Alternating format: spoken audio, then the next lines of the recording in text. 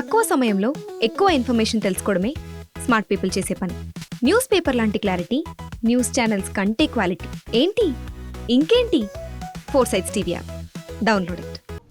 నమస్తే, welcome to 4 Sides TV upfront news. నేను మీ సంపత్ కుమార్. ముందుగా బులెటిన్లో హెడ్లైన్స్ చూద్దాం.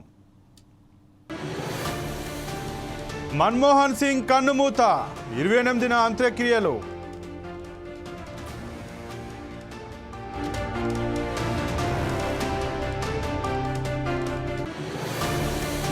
ఈ నెల 31న పల్నాడుకు చంద్రబాబు, ఎల్లమందలో పర్యటించనున్న సీఎం.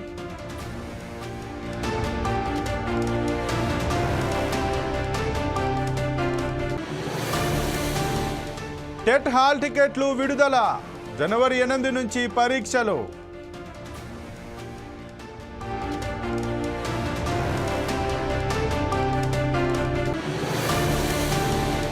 తిరుమలలో భక్తుల రద్దీ, సర్వదర్శనానికి 20 గంటల సమయం.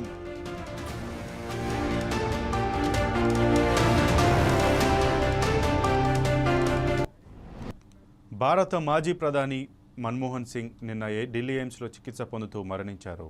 ఈ సందర్భంగా దేశవ్యాప్తంగా ఈరోజు ప్రభుత్వ కార్యాలయాలకు, పాఠశాలలకు సెలవు ప్రకటించారు. అలాగే ఈ వారం రోజుల పాటు సంతాప దినాలుగా జరపాలంటూ కూడా ఆదేశించారు. ఈ నేపథ్యంలో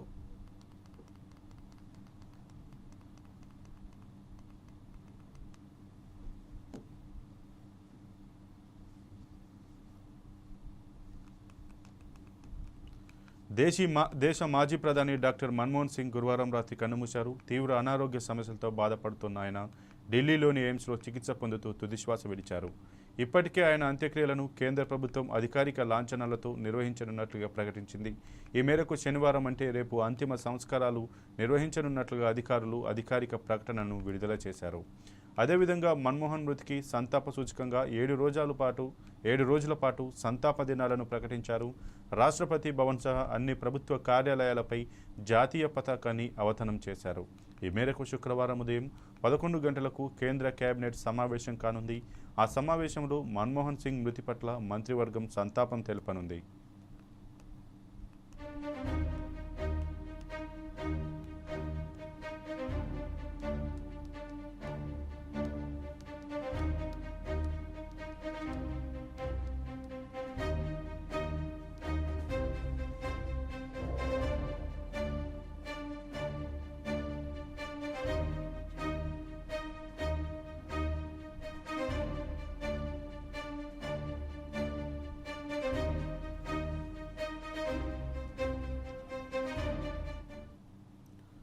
సీఎం చంద్రబాబు పల్నాడు జిల్లా పర్యటన ఖరారైంది. ఈ నెల 31న పల్నాడు జిల్లా నరసరావుపేట మండలం ఎల్లమంద గ్రామంలో చంద్రబాబు పర్యటించనున్నారు.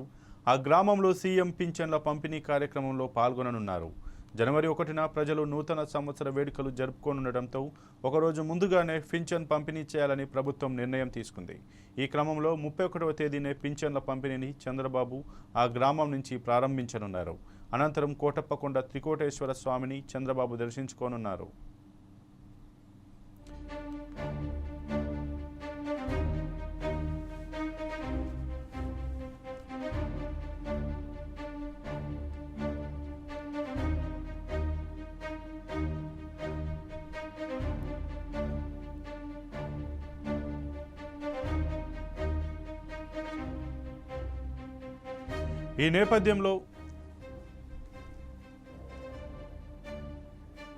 ఈ నేపథ్యంలో ఎల్లమంద గ్రామంలో సభా వేదిక ఏర్పాట్లను జిల్లా కలెక్టర్ ఎస్పీ పరిశీలించారు.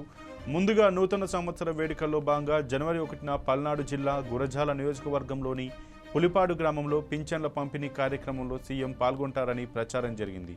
దీంతో ఆ గ్రామంలో ఏర్పాట్లు చేస్తుండగా సీఎం పర్యటనలో మార్పు చోటు చేసుకుంది. సీఎం పర్యటన ఖరారైన నేపథ్యంలో గురువారం జిల్లా కలెక్టర్ ఎల్లమంద గ్రామంలో పర్యటించారు. అక్కడ హెలిప్యాడ్ నిర్మాణానికి అనువైన స్థలంతో పాటు సభా వేదికను స్థలాన్ని కూడా జిల్లా కలెక్టర్ పరిశీలించారు.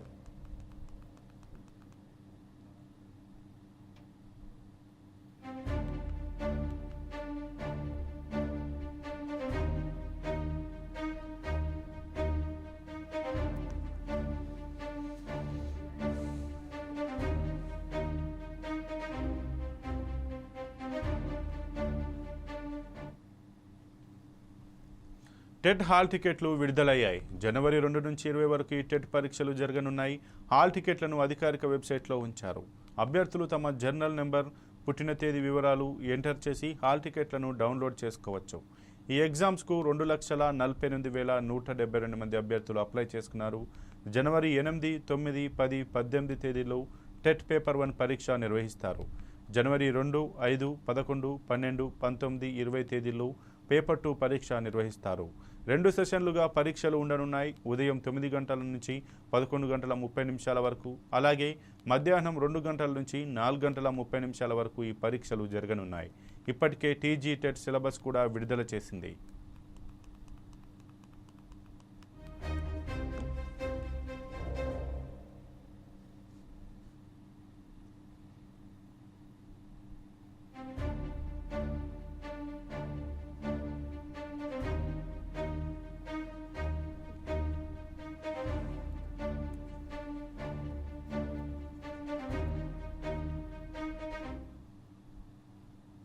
ఏలూరు పరిధిలో పాత నేరస్తులపై నిఘా పెడుతున్నట్లు ఐజీ అశోక్ కుమార్ తెలిపారు. దీనికోసం స్పెషల్ డ్రైవ్ చేస్తున్నామని అన్నారు. వార్షిక తనిఖీల్లో భాగంగా కాకినాడ రూరల్ సర్కిల్ పోలీస్ కార్యాలయంలో రికార్డులను ఆయన తనిఖీ చేశారు.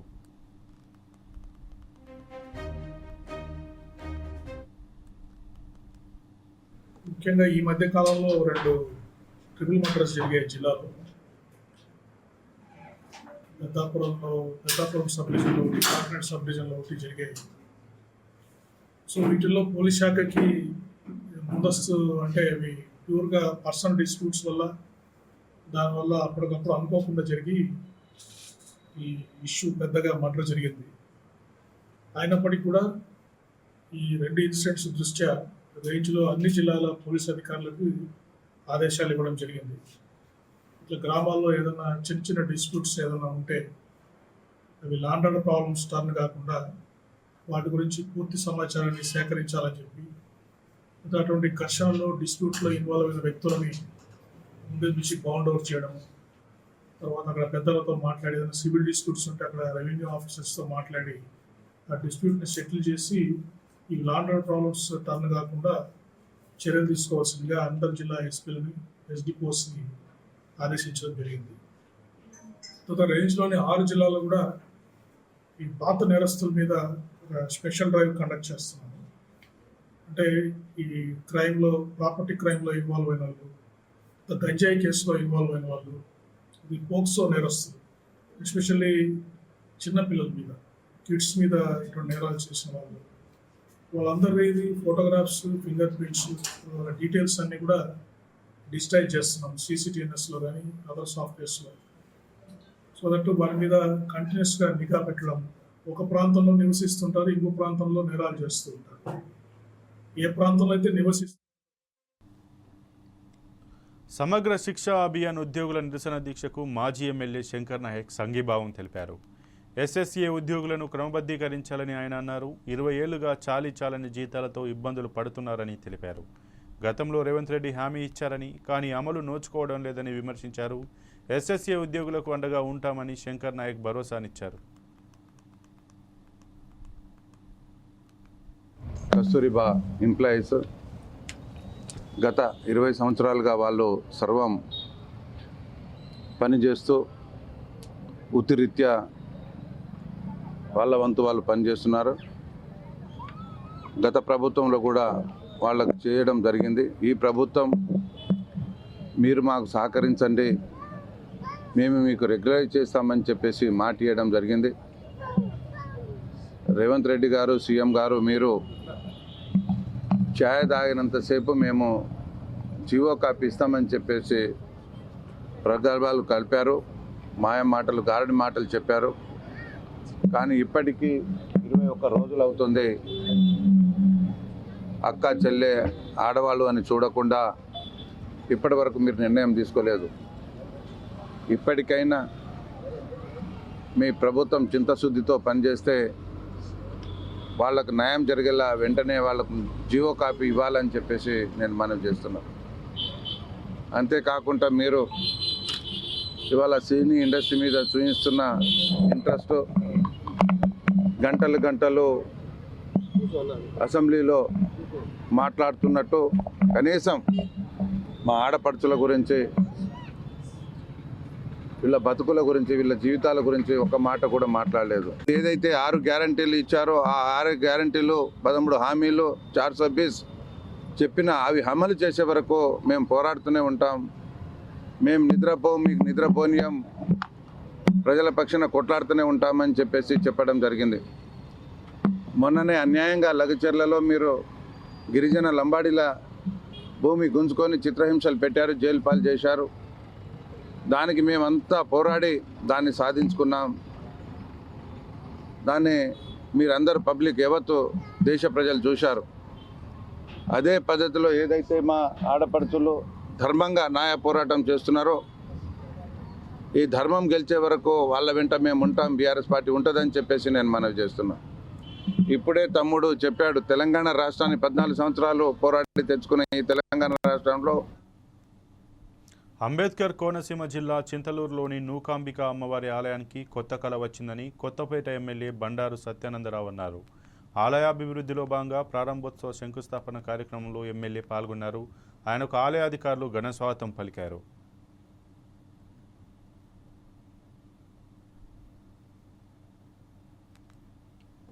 ప్రధానంగా అమ్మవారికి సంబంధించినటువంటి ప్రాకార మండపం, ముఖ మండపం 1,20,00,000 రూపాయల నిధులతో నేడు ఇక్కడ మనం ప్రారంభించుకోవడం జరిగింది. చాలా చక్కగా నిర్మాణం చేశారు ముఖ మండపం, ప్రాకార మండపాలు. అదేవిధంగా ఆలయ తూర్పు రాజగోపురం 32 లక్షల రూపాయలతోటి తాతలు గౌరవనీయులు యుఎస్లో ఉన్నటువంటి వారు పుట్టిన ఊరి మీద మమకారంతో శ్రీ దాసరి గణేష్ గారు వారి దంపతులు 32 లక్షల రూపాయలతో ఒక రాజగోపుర నిర్మాణానికి ముందుకు రావడం చాలా అభినందనీయం. అదేవిధంగా ఆలయ పడమర రాజగోపురం 32 లక్షల రూపాయలతోటి తాతల సహాయ సహకారాలతో వారు ముందుకు రావడం చాలా సంతోషకరమైన విషయం. 40 కేజీల వెండి ఆభరణాలు, దానితో పాటు బంగారు ముక్కుబెడక, నుదుటి పొట్టు, ఇవన్నీ కూడా నేడు అమ్మవారికి నా సమక్షంలోనే నా చేతులతోటి వారు కూడా అమ్మవారికి సమర్పించడం జరిగింది. అమ్మవారి గుడి ముందు కూడా ఉన్నటువంటి ఏదైతే ఇప్పుడు ఒక షెడ్ వేసి ఉన్నారు దాన్ని కూడా సుందరంగా తీర్చిదిద్దాలని నేను ఈవో గారిని వారిని కూడా కోరడం జరిగింది. దాన్ని కూడా సుందరమైనటువంటి చిత్రాలతోటి ఒక అందంగా దాన్ని కూడా రూపొందించడంతో పాటు ఆ పక్కగా ఉన్న సిమెంట్ రోడ్డు కూడా వెడల్పాటి సిమెంట్ రోడ్డు వచ్చే విధంగా అవసరమైతే కొన్ని ఆక్రమణలు కూడా తొలగించి ఆ యొక్క బోధి వరకు ఆ సిమెంట్ రోడ్డును కూడా వెడల్పు చేసే కార్యక్రమం కూడా తీసుకుంటామని మనవి చేస్తూ, అదేవిధంగా గతంలో రైతులు అనేక ఇబ్బందులు పడేవారు. ధాన్యం అమ్ముకుంటే అమ్ముకోవడానికి కూడా ఇబ్బందులు, అనేక రకాల కష్టాలు, అమ్ముకున్న ధాన్యానికి నెలల తరబడి డబ్బులు రానటువంటి పరిస్థితి. అవన్నీ కూడా ఈ ఎన్డీఏ కూటమి ప్రభుత్వం వచ్చిన తర్వాత చక్కదిద్ది 24 గంటల్లో 48 గంటల్లో డబ్బులు వేస్తానని ప్రభుత్వం ప్రకటించడం జరిగింది. కానీ 5-6 గంటల్లోనే రైతులకు డబ్బులు పడుతున్న పరిస్థితులు రైతులు చెప్తూ ఉన్నారు. చాలా సంతోషకరమైన విషయం. రైతులు ధాన్యం వసూలు చేసుకున్న తర్వాత ధాన్యం అమ్ముకుని ఆ డబ్బులతోటి రకరకాల ఆలోచనతో ఆ డబ్బులు వినియోగించుకుందామని ఎదురు చూపులు చూస్తూ ఉంటారు. అటువంటి వారి కష్టాన్ని గుర్తించే ఎన్డీఏ కూటమి ప్రభుత్వం వచ్చాక తక్షణం రైతులకి డబ్బులు అందించడానికి వాళ్ళ అకౌంట్లో ధాన్యం అమ్ముకున్న తక్షణం డబ్బులు పడతా ఉన్నాయనే విషయాన్ని కూడా మీకు తెలియజేస్తూ రైతుల ఆనందంతో కృతజ్ఞతలు చెప్తున్నారని తెలియజేస్తూ ఉన్నారు. అదేవిధంగా రైతుల యొక్క పశువులకు కూడా గోకులం షెడ్డులు కావాలని మొదటి విడతగా 50 గోకులం షెడ్డులో 4 పశువులు 6 పశువులు ఉన్నవారి అందరికీ కూడా అందివ్వడం జరిగింది. ఇంకా అదనంగా ఎవరైనా కట్టుకుంటానంటే గోకులం షెడ్లో ఇంకా కావాలన్నా కూడా మంజూరు చేయడం సిద్ధంగా ఉన్నాం. ఈ జనవరి నెలాఖరులోపు తిరుమలలో భక్తుల రద్దీ కొనసాగుతోంది. శ్రీవారి దర్శనానికి 20 గంటల సమయం పడుతుంది. ఈ రింగ్ రోడ్లోని శిలాతోరణం వరకు భక్తులు లైన్లో వేచి ఉన్నారు. రద్దీ నేపథ్యంలో భక్తులు శుక్రవారం ఉదయం సర్వదర్శనం క్యూ లైన్లోకి ప్రవేశించాలని మైక్ సెట్లలో విజ్ఞప్తి చేస్తున్నారు. భక్తులకు పాలు, నీరు, అన్నప్రసాదాలు అందజేస్తున్నారు. బుధవారం శ్రీవారిని 73,301 మంది భక్తులు దర్శించుకున్నారు. 4.14 కోట్ల హుండీ కానుకలు సమకూరాయి.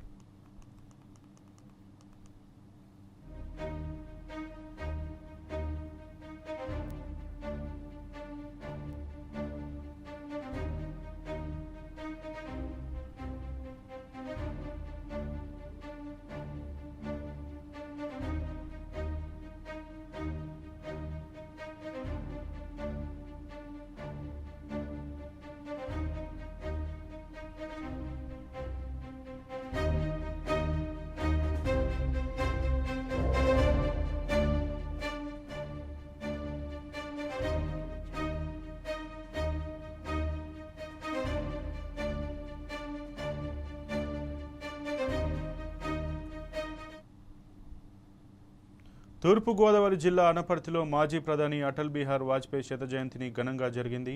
సుపరిపాలనా దినోత్సవం సందర్భంగా ఈ వేడుకను నిర్వహించారు. వాజ్పేయి దేశాన్ని అభివృద్ధి వైపు నడిపించడంలో కీలకంగా వ్యవహరించారని ఎమ్మెల్యే నల్లమిల్లి రామకృష్ణారెడ్డి అన్నారు.